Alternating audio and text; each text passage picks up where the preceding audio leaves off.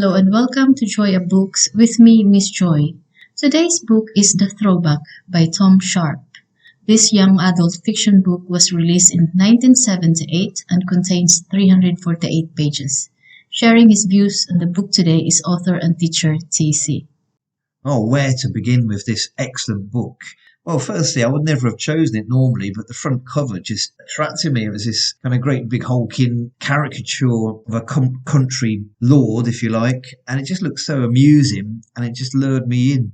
And of course, this book of landed gentry, of this Flaws family living up in the wilds of Northumberland, in the north of England, the border of Scotland. It just had me from start to finish, this book. Brilliant.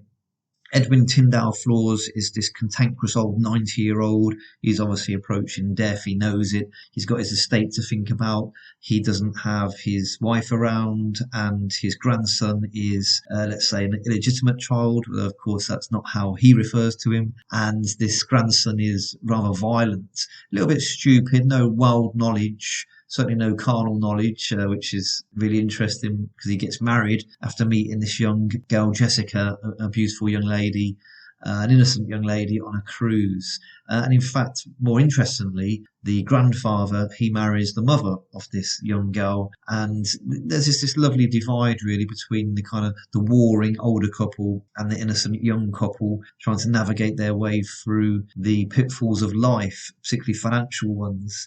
So it all hinges really on the agreement of the will of the older Flaws, Edwin Tyndale Flaws that is, and he insists that his grandson shan't get anything in that will until he finds his birth father and beats him to within an inch of his life. So again, even talking about it is raising a smile, as it should, because this is just a funny book. It's really great.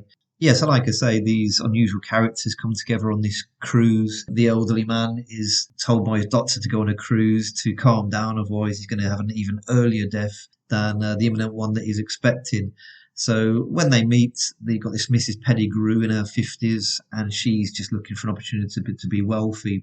She's been left a lot of property by her deceased husband, but of course she cannot get any money because there's people living in the homes, and it was illegal to kick them out under the Rent Act there. So it's great. It's a great commentary on the vagaries of British financial society and the idea of taxation and so forth. The idea that there's no birth certificate for Lockhart as well meant that it didn't really exist on the tax revenue registers. But I mean, it's not really about money, the book. It's just about relationships and about people and just about the mayhem really that people get up to in this kind of very English setting. So, for example, Lockhart, after he's married, he can't stand city life, causes absolute mayhem in his job as an accountant because he does everything truthfully, he's very honest. And, of course, when it comes to accountancy, the idea of being honest for accountants, well, that's not what they do, is it? They want to hide money. They want to make money for their clients, make them pay less tax, for example. So Lockhart really struggles with his job, hates it, in fact.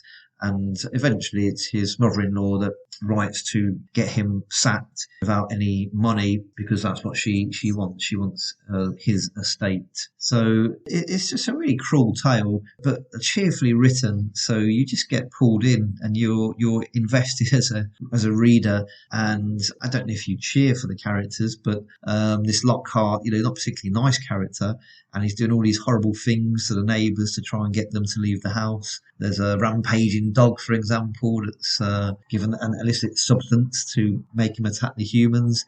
There's just all sorts really going on in this. So many things to mention. I can't really begin to describe them. It's just incredibly wicked satire. Wonderful yarn, just absolutely British to the core, very well written. No doubt about it, it's the funniest book I've read this year. And clearly Tom Sharpe, very, very well educated, well-travelled writer. And that idea of the old kind of imperialist or colonialist kind of attitude comes through in that older Flaws character.